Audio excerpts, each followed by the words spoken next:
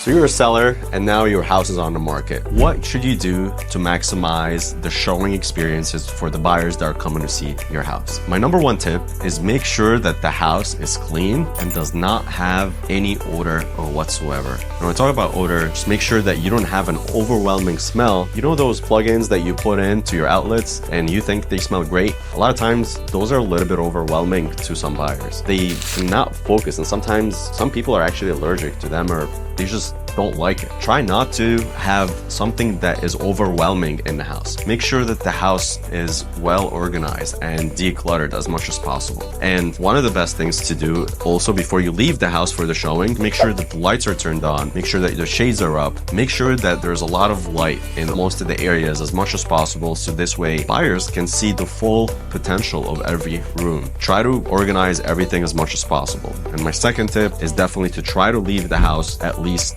15 to 30 minutes before the buyers come into the house, and then arrive 15 to 30 minutes after they leave as well. If you have any more questions, feel free to reach out to us.